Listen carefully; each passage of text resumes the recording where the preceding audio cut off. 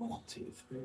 Throw yourself into every single thing. Mechanical engineers, electronical engineers, they sort of focus quite heavily on an area of the car or a component of the car. Turn to this page and we've got some influential figures on that. And I opened the page and right next to Alan Turing, they'd put me in, and I literally my whole body was just covered in goosebumps and I just like burst into tears and I was like, oh my God. And they were like, but you're on stage in 5 minutes. And I was like, okay. And I was like flapping. People forget that engineers don't just focus on physics and maths. Everything is engineered to some degree. What keeps me passionate? Seeing its impact.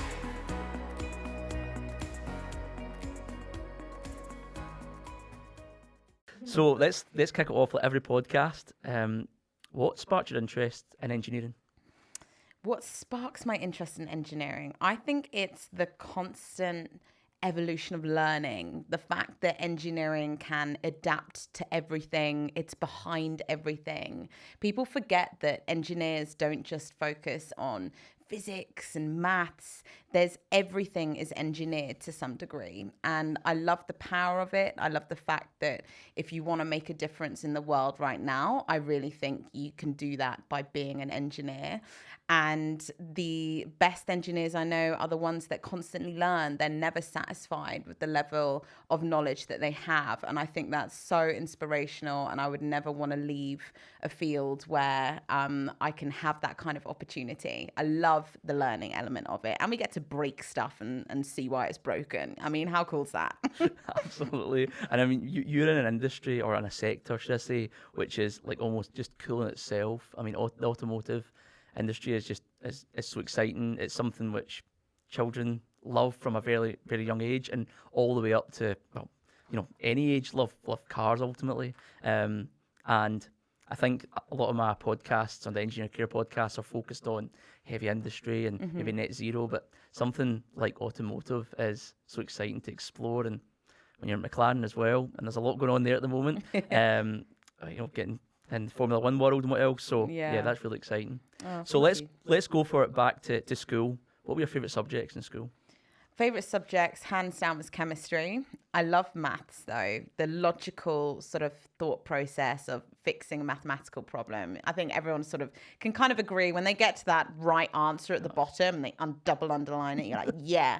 And that's kind of what really got me going in A levels. But I wasn't like amazing at it. People forget, that there are stereotypes around being an engineer, and they're like, oh, you must have aced maths and physics. I was like, honey, no. I struggled more than most. I would call myself a grafter.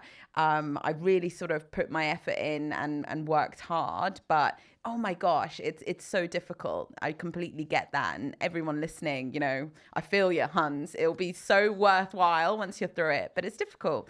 But maths, physics, chemistry, and IT is what I studied at A level. And like I said, chemistry was my thing. I loved understanding atomic bonding. I loved understanding that everything that we touch in our day-to-day lives is made out of atoms. And like, depending on how they're bonded to each other, it can dictate how they feel and how strong they are. And I was like, that is the maddest thing.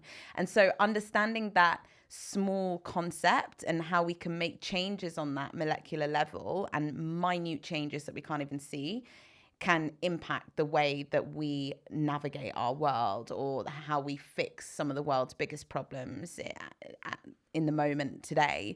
And so chemistry was my thing, and I wanted to combine that with being an engineer.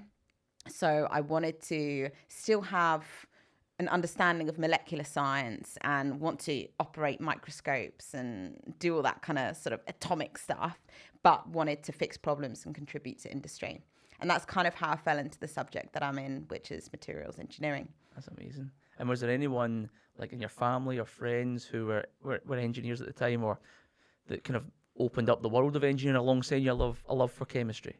It's a good point, because I was aware of engineering at that age, which I think sometimes is a rarity, and it really annoys me because we're not taught engineering at school, right? We suddenly get made to make a choice of where to study and what to study, and it's like, oh, engineering will be kind of good, and you're like, whoa, what is this? But I had a great career department at school. And I think I also was brought up in a sort of environment where I was quite inquisitive. So I did like taking things apart and having a look, or like making potions and like doing kind of things like that. And then my upbringing sort of, I was aware of it. I was like, engineers fix things. I think I want to fix things. I knew what they did. And the combination of my career department at school was like, hey, if you do like chemistry, then why not try chemical engineering, materials engineering? And then it's kind of up to the student. You don't want your teachers, as impactful and influential as they are, you want to take their sort of information and act on it. Go and have a look and explore. And that's the biggest thing that I can say to students. I know you've got enough on your plates, but go out, and you have incredible resource at the moment to go and find what these things are. TEDx, YouTube, all these resources, go and explore. And so I did that into chemical engineering, materials engineering, and I'm going to be biased, but materials engineering is the greatest subject ever. I went to a university open day, and they were like floating superconducting magnets and printing solar panels on paper. And I was like, yeah, this is going to change the world. Let me be a part of it. Absolutely. No, definitely. And I think that joining up of classes in school is so important. Maybe doesn't happen as much as maybe you and I now know it should, in terms of joining up chemistry and maths, and whether it be IT or in my case, a mechanical engineer, that I always think of the triangle as like graphic communication, physics and maths, and that in itself is engineering. And then by identifying that when you're in school, it can help then open up a whole world of the different courses which align with it. So then you went to university and you studied materials engineering. Yeah. You went to the University of Manchester. Big up. How was it? How was the first few years of going into university? Was it what you thought it was going to be? Was there any particular classes that you particularly enjoyed within materials? Yes. Okay. So the first thing that got me to Manchester was its history with materials. So I wanted to go to a university that allowed me to have like academic excellence, have the facilities to do really cool projects, but then also have something to stimulate me. I was born and raised in Oxford. I did go to like a boarding school, and I was constantly doing stuff every day, like throwing myself into sports, music, after school clubs and stuff like that. So I knew I needed something big, like I needed something to entertain the sort of athlete in me, but then also had a city that was bigger than Oxford that I can go out and explore, and then also have that kind of industrial links that I wanted to dip into. I know. So I think I did pretty well. And off I went to Manchester, and those first few years were just crazy. Like, I can just recommend to everyone doing it. Again, it feels overwhelming, but throw yourself into every single thing. I have lived and loved my friends who have made in all aspects of my Manchester life, like my course mates, my just hall mates, my netball mates. Like, it really sort of shaped me into the individual that I am today. And don't put a huge pressure on yourself on like what universities to pick, because naturally, as you get to know them, you will sort of find an affinity to a particular one. And the thing that got me to Manchester was graphene. So at the time, it had been recently isolated. For those of you who are not familiar, it is a superconductive material, which was isolated by two professors at Manchester University. Very cool, kind of funny story about them sort of having after work drinks in a lab. They won't tell you that bit though. Where they're sort of like playing with graphite, which is what you find in pencils. And they were applying things like a sellotape to it, each layer, and they were peeling it back, making this graphite sheet thinner and thinner until they got to graphene. They found that they put it on a silicon wafer, and it did some really cool conductive properties. So that to me was kind of the buzzword for the university. And I was like, wow, okay, let's explore Manchester. Got up there, realized that it had everything that I wanted. And those first few years were insane. Lots to learn. You're very overstimulated, but you do as much as you want to do. And for me, as an extracurricular nightmare, I was doing everything under the sun, going out late, getting up early, labs all day. It's the student way of life, right? Absolutely. And I always reflect on that time. That has taught me the most important life lesson of it all, which is the time management thing. And you will always have to, regardless of what stage you are in your life, you will have to understand that juggling all these balls, figuring out which are rubber and which are glass. And I love that analogy because you're sort of always juggling with lots of things, personal life, family life, work life, whatever it may be, and understanding which balls you can temporarily drop and pick up and ones that are made of glass and you can't so much. And that whole university experience really taught me what's important in life, how to enjoy life, and made me fall in love with my subject even more, which was cool. I love how you talk about extracurricular activities because I think, and there's people I know at the moment who have had awards for that type of thing. Mm-hmm. And I think no matter what university you go to, what route into engineering you pick or follow, getting involved with events, getting involved with societies, getting involved with clubs linked to what you're interested in can only enhance yourself. Yes. And then what that does is as you go through your different steps towards becoming an engineer, it refines where you want to go, and it also builds your personality as well. It completely builds your personality. Exactly. I love that. Yeah. I genuinely think that you can become such a incredible engineer by picking up on these things. How to run a sports club, you can manage athletes, you can deal with times of conflict, you can sort of manage your time effectively, manage a small budget. All these things are what makes engineers. And so having that stereotype of where they've got to be super brainy and they just love doing science all day long is great for some people, but we've got to shed the fact that that is what makes a good engineer because there are so many contributing factors. That's right. And then when you do it, you then need to know to talk about it when you're going for jobs. Yes. 'Cause that's another thing. When I speak to students and I say, well, what's your part-time job? What class? What courses are you involved with? What societies?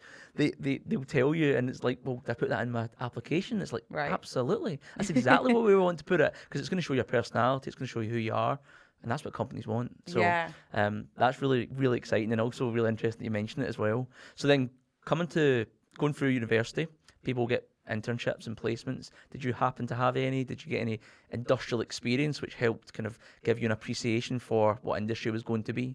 Yeah, I did. And I think this was a big turning point of my sort of pathway.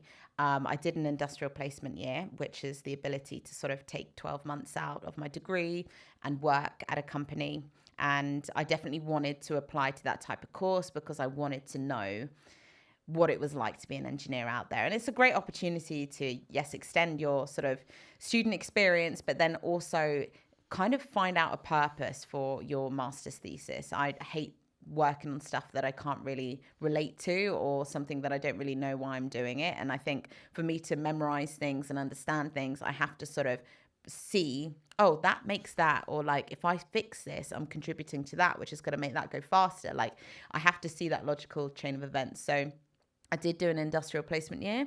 Prior to that, though, I did lots and lots of little bits because I was an engineer. But like I said, I enjoyed sports. I enjoyed business. I enjoyed like learning about sort of the economy. And I like the idea of like a London Top Shop sort of career. And I was like, right, what do I want? And so I always say to students, it's always important to experience as much or as little of that as you need to understand what you love. And I did everything. You mentioned the Shell internship. I did that over Easter one time, got, put up in Canary Wharf, and we had a fantastic insight into everything from the upstream, downstream processes of an oil refinery, but then also the sustainability work they have to do as a company, really understanding everything. But that was a large cooperation ran internship or insight, week. And then I bolstered that with sort of work experience I did at a local hydrotechnics firm. And because that was so small, they had like 1 or 2 work experience students there ever. They were literally like, well, what do you want to do? And I was like, everything. And they were like, cool, let's get you on site. And I was like injecting catalyst into sort of crazy waterworks and stuff. And the level of responsibility that you get from a small sort of company like that, but then putting that together with something like a large corporation, those mixtures, I started just to refine. Like, did I want to be in oil and gas? Not really at that time. Did I want to be in construction? Not really at that time. And it was through going through all of these little experiences. They don't always have to be 12 months. They can literally be a coffee with someone. And I started to understand, like, okay, what industries do I like? And then we've obviously gotten to where I am today. Brilliant.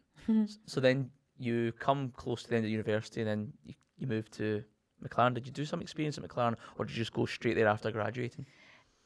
Industrial experience Yeah. was at McLaren, yes. Brilliant. Wrote them a letter, loved their cars, had a big poster of a McLaren P1 in my dorm room, like looking up at it, being like, one day I'm going to own one of those cars. It's going to get me through the coursework. Did you write them a letter? Yeah, I literally did. Yeah, I know. Love it. Which is a lesson, right? Because in the world of LinkedIn and online application forms and stuff, I think it's important for people to realize that there are people out there looking out for these things. And even a big company like McLaren, they receive something like that. It still pays to make those little differences, and call it luck, call it gap, call it determination, whatever it was. My letter got to the right person, and they offered me an engineering internship for those 12 months.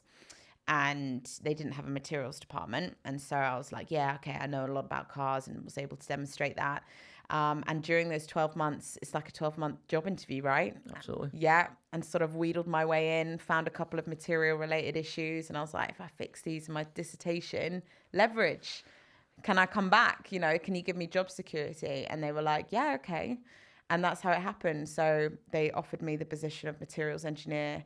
And I came back, and I've been there 7 years ever since. And now I run a materials engineering team there. So it's awesome. It's cool. Right, we need to take a step back here. So you wrote a letter to McLaren. They didn't have a materials department as such at the time, and now you're senior materials engineering manager. Yeah. There's like, I mean, that is awesome in itself, right? Okay. Thank So you. there's almost like a lesson in that, not only from a student side, but from a company side. A company as big as McLaren, well, willing to take on someone who wrote a letter into them. So it doesn't matter how big the company is or how small the company is. Mm-hmm. Looking for keen talent that wants to come in and learn from the environment and also make a difference. Yes. That's amazing. I mean, that is amazing in itself. Thank you.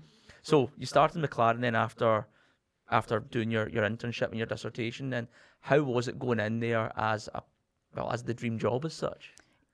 Insane. Like, I had the preparation. I knew the sort of crazy office and everything. I was like, right, okay, I've done 12 months here. I know what I'm getting into. But then, of course, I had that whole different thing to navigate, where I was a fresh graduate, which is always daunting. But then I was kind of one of the only people there that was a materials engineer. So the only one who kind of was technically trained in the same way. And that made my life a little bit more difficult. Don't get me wrong. It gave me a great spotlight and a voice to talk about what I wanted to talk about. But I had to make people realize about things that they've probably been doing processes and using materials for the same way for the last 8 years. And then suddenly a fresh young graduate comes in. It's like, actually, have you thought about doing it this way? Or no, you've got to add X number of minutes onto your process time because we've got to prep the surfaces correctly. And they're thinking, what on earth is going on here? So it was a huge learning curve, huge learning curve. And I think, you know, you learn a lot about yourself. You learn a lot about imposter syndrome. You learn a lot about sort of the subject matter and what gives you confidence and how you deal with difficult situations and what it's like to be the only female in the room or whatever your sort of demographic is. So, yeah, but we're in a wonderful world where, well, in engineering and science is where you sort of discuss facts and figures, don't you? So I gave myself assurance and confidence that if someone didn't like what you're presenting, strip it back to the bare bones. Do you want it to be presented in a different way? Shall I repeat the test? That's fine. I'm not like blaming your personality or your behavior for your choice. Let me just do it in a different way for you. And I just constantly had to be like, it's not against me. It's not about that. I just need to prove it in a different way. It was a challenge. It was something. And that's kind of through those tests or whatever, is how I built up my reputation. And don't get me wrong, it never goes away. We always talk about imposter syndrome. I think it's healthy to have. But you learn ways to sort of give yourself a little confidence boost and back yourself and get that foot in the door and then open it a little wider and shovel in like that. And yeah, I've been doing that for 7 years since internship now. That's amazing. Thank you. So you've progressed from materials engineer, fault analysis engineer, yeah, senior materials engineer into materials engineering manager. So, and I kind of overview of what your role has been then. What cars do you work on? Do you get involved with the F1 side as well? What's the kind of general, not general, but talk us through your career within McLaren and the types of projects you've worked on. Okay, so mainly on supercars, so not involved with the F1 company. And the day-to-day job involves working on all projects. So that's the beauty of what I do, right? Materials make up absolutely everything. And I'm fortunate that I get to work on some of the Ultimate Series cars, which are millions and millions of pounds, to more models. So I say mass manufactured models, but we're talking maybe 3,000, 4,000 units cars, about 200,000 pounds, 250,000 pounds.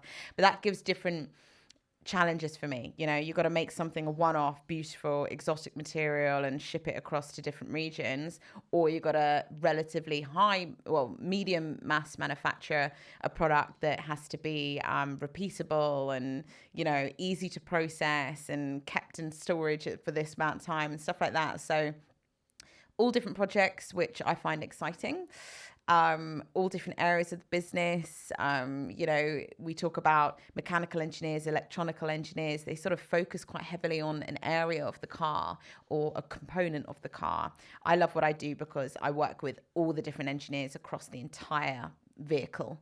And I get to work on all the different materials that connect each other. And quite often, I'm sort of the one sort of talking about the joining techniques between two major teams, about how you're going to bond that to that, or how you're going to keep the powertrain in place and stuff like that. So, yeah, no, it covers all areas, and I'm mainly involved in failure analysis now. So understanding why things break, how we test to failure, how we put our cars through extreme load conditions, solar loading, rain, all these sort of different types of testing, how the materials fare with that. And then another part of my job is to sort of help with the customization of it. So we have some incredible options that our customers like to color our cars and plate our cars and do some cool things, and it'd be my job to test that too. That's amazing. So it would be rude for me not to ask you what your favourite material is. Well, my favourite material is, oh, that's a good one. I'm a metallurgist at heart. And I think, oh my God, you're going to be so bored with my choice. Everyone's probably going to think some sort of like sexy carbon fiber. I'm a metallurgist, honey. Things rust and we love it.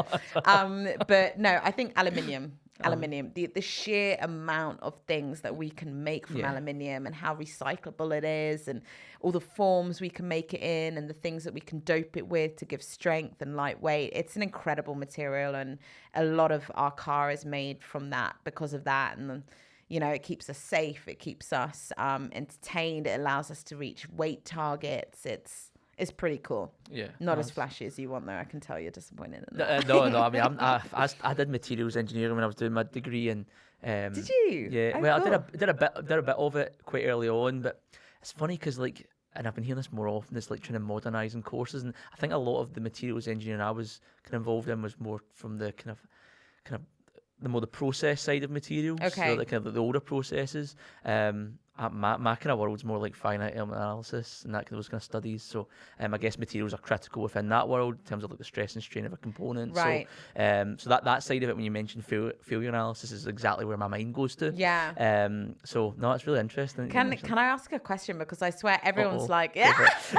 No, I'm gonna honestly, because I'm intrigued, right? So most sort of people in your sector or engineers or scientists, they always sort of, if they didn't study materials, they're like, oh yeah, I did a materials module and stuff. And then they always say like, yeah, it wasn't that interesting, or I couldn't really get to grips with it. And I'm like, I'm so disappointed with how materials is portrayed if they do one module or something like that. How did you enjoy it? Did you see the relevance of it? It's kind of interesting to see how materials is taught to other people in STEM. So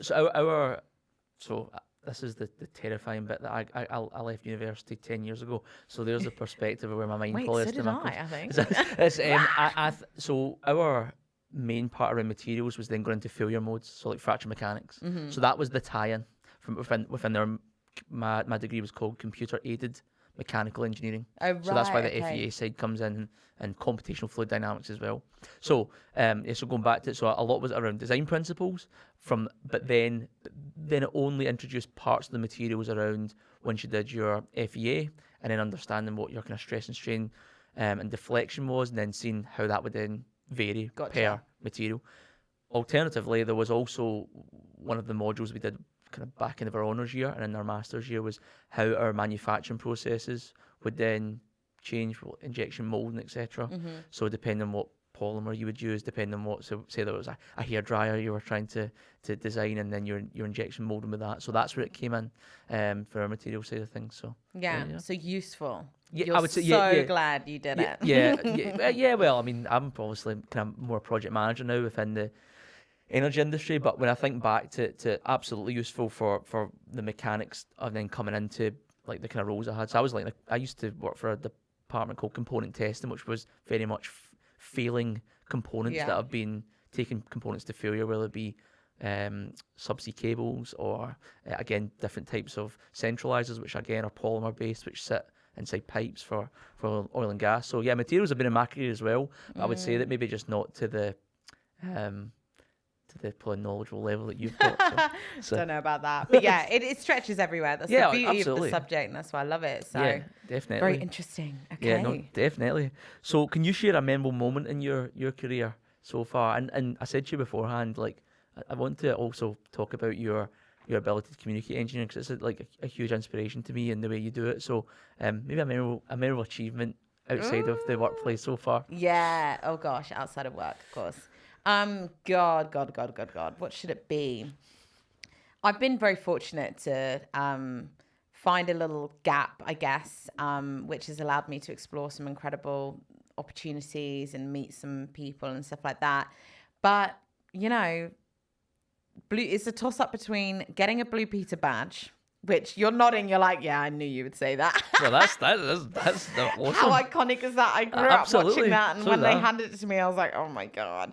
Or it was a moment that happened, was it last year? I think it was last year, which people may think, oh, I don't know, out of the things that you've done, why this would be so memorable. But something I didn't mention when we were talking about Manchester University, one of the reasons that I did go there and want to be a part of that was, of course, graphene, but then also a little guy called Alan Turing, who is a hero of mine, and I followed for years and years and years, been obsessed with him ever since school, and I loved what he did, and his story and stuff. I really it breaks my heart that he was so underappreciated in his time, and it was one of those fascinations that I had of his story and what he was able to achieve.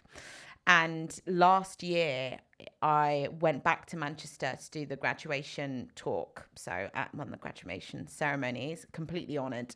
And I was just about to go on stage, and they were like, Ella, we've brought out this, magazine to celebrate us being 200 years old, blah, blah, blah. And I was like, okay. And they were like, turn to this page, and we've got some influential figures on that. And I opened the page, and right next to Alan Turing, they'd put me in. And I literally, my whole body was just covered in goosebumps, and I just burst into tears. And I was like, oh my God. And they were like, but you're on stage in 5 minutes. And I was like, okay. And I was flapping, and but that, I think, was a moment that meant so much to me, that I was able to sort of graduate and just sort of be away from university for a few years, and then come back, be invited to do something like that, and to be on the same page as my idol, who I used to really, really admire and visit his statue and watch all of his documentaries and read his books and everything. And I was just like, that was so crazy to me. That's absolutely I'll never forget that moment. Got that little booklet framed on my wall with all my tear stains all over it. That's amazing. It's amazing, the connection, I think.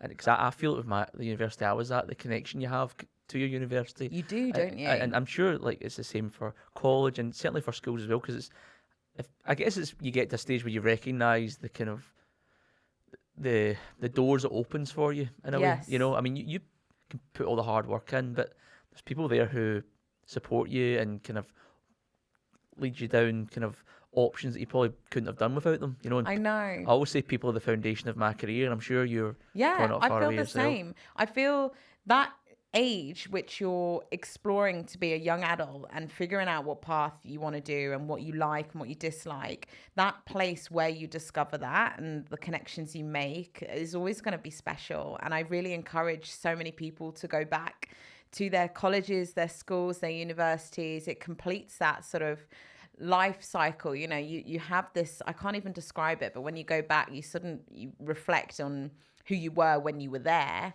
And it's really like humbling. It's really lovely. And I'm actually sort of heading off to Manchester in a few hours to do just that. So, yeah.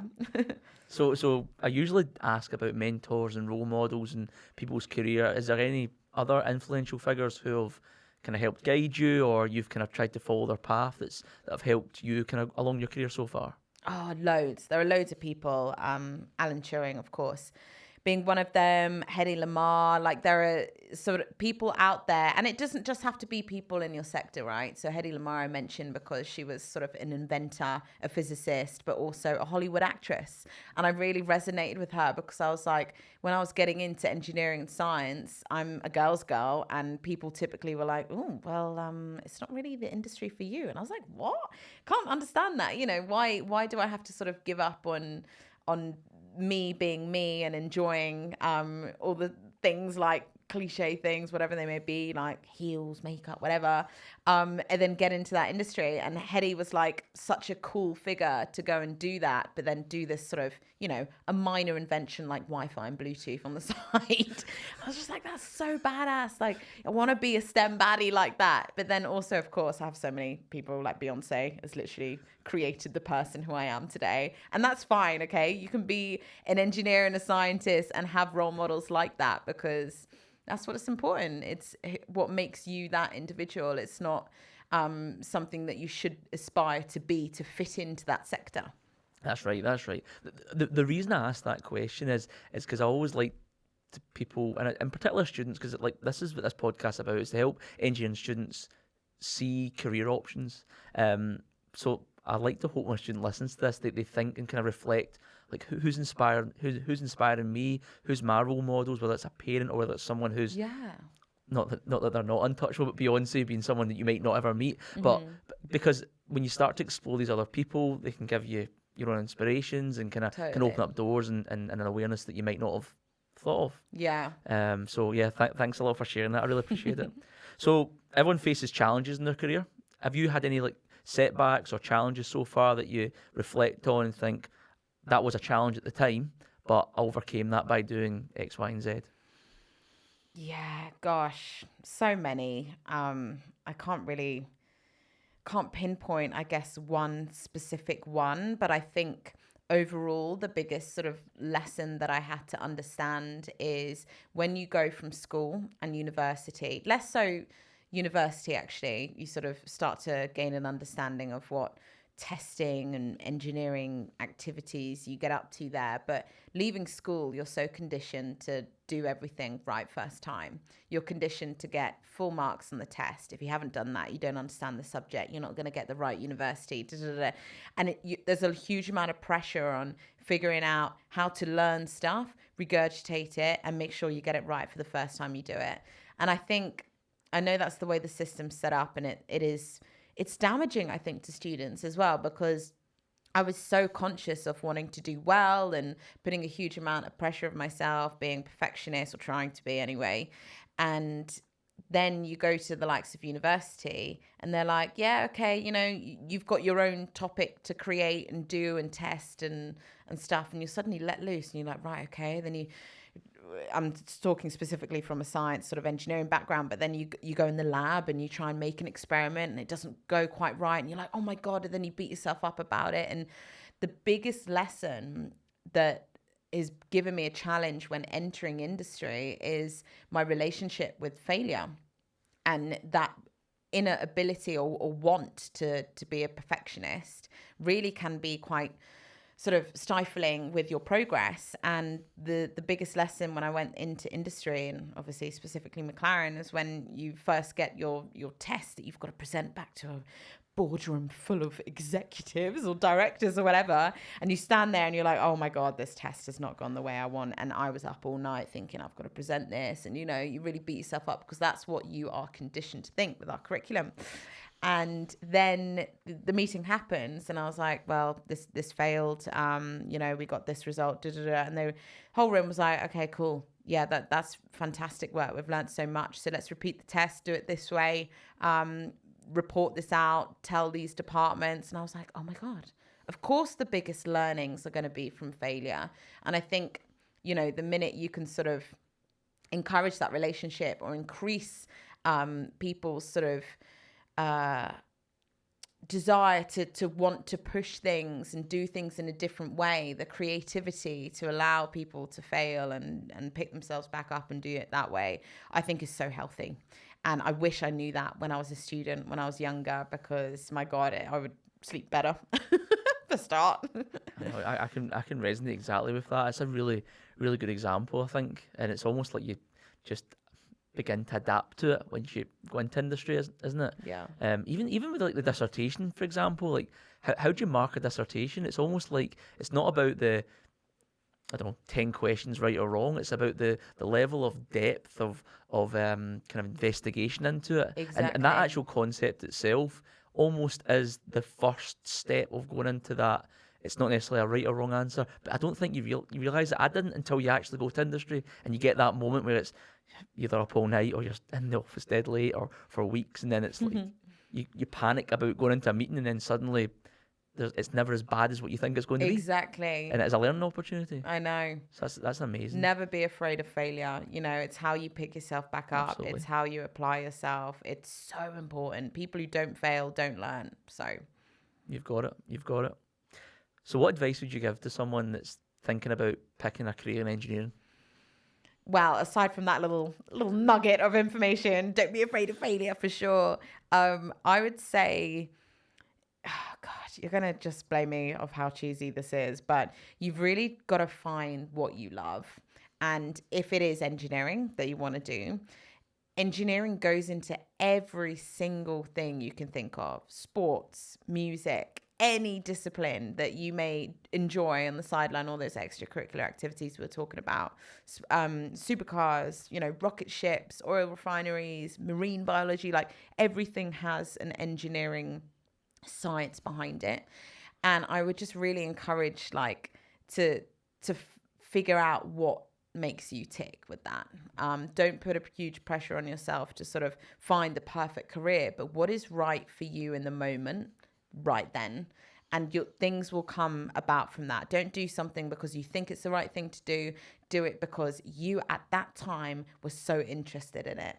And that is something, when we have a sort of a career pathway that's forged out for us where we've got to make choices and decisions in the future, I think the thing of thinking in the moment is so overlooked.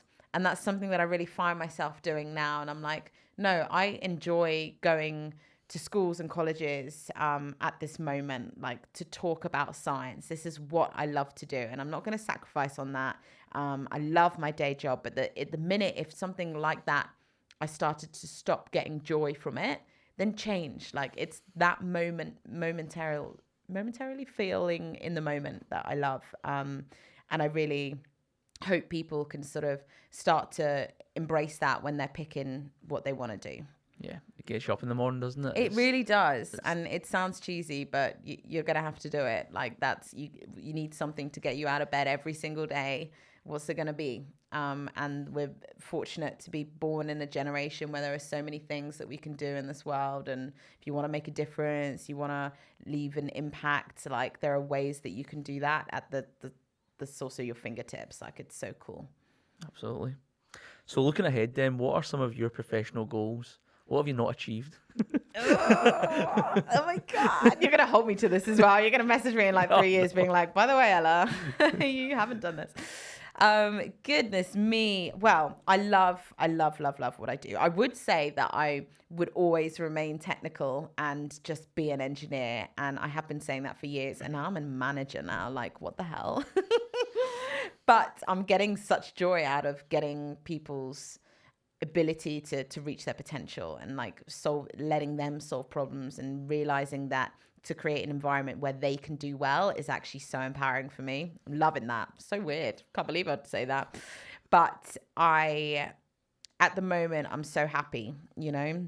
I love my job. I think the automotive industry is going through so many crazy but exciting challenges at the moment, with the creation of sort of luxury products and how we're marketing them, how we're shipping them across the world, but then also electrification, sort of the petrol head piston era. Is that going to continue? What kind of fuels or source of power are we going to have in supercar technology going forward? Who knows? It's an exciting time to be a material scientist for sure. But what I will continue to do is hopefully communicate like we're doing today, about science and engineering, hoping to have a few more spaces at tables. I've done a lot of work with students. I've done quite a bit of work with parents. I'm doing some work at the moment with teachers, which I think is a missing link of that pathway.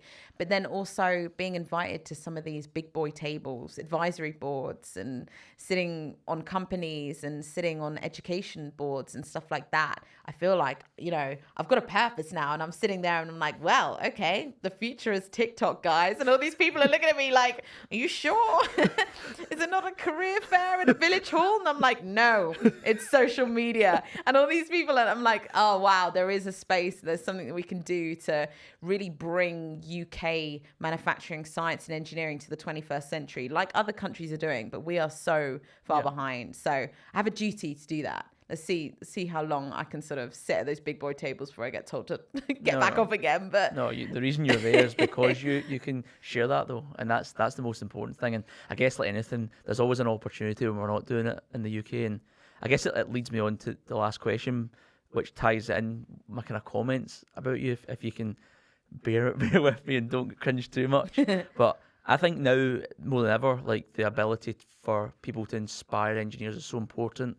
We hear skills gaps, we hear a challenge about workforce, and I think the ability to communicate engineering is more important now more than ever. Mm-hmm. And I think that's why you're on the podcast. Well, I know why that's why you are, because your ability to communicate is amazing, and it's so important, not only because you're a woman in STEM, but because you're an engineer in STEM. And from my point of view, to have on the podcast is like is a real honour. And I'm so happy that first podcast outside of Scotland has been with you. So I just like to thank you so much for coming on. Thanks for sharing your career. I always say I know it's going to inspire someone. I know you are already. So opening the doors to Ella Podmore in Scotland is something I'm so excited to be able to do. And thank you so much for coming on. I really appreciate it. Thank you. That is so kind. It's been so fun. That has flown as well, too honestly. Fast, I know. You're a G. You're doing incredible things as well. No. And yeah, thank you. Let's meet again soon. Absolutely. So, like I close with every podcast, what keeps you passionate about engineering? What keeps me passionate? Seeing its impact on an individual level. If I get a message on Instagram, LinkedIn, seeing people realize the potential of the subject, that's cool. Seeing it fix an issue across the world, or come up with a cure or something, or change someone's life through the adaptation of a device or something like this. I think seeing engineering's impact is what keeps me passionate about doing what I do on a day-to-day basis. I started it by talking about the continuous learning element of it, but the thing that keeps me smiling and keeps me getting up every morning and wanting to do good for my subject is just seeing its influence and impact on the world. It's so cool. Awesome. Well, Ella Podmore, thank you very much for joining me. Thank you. Cheers.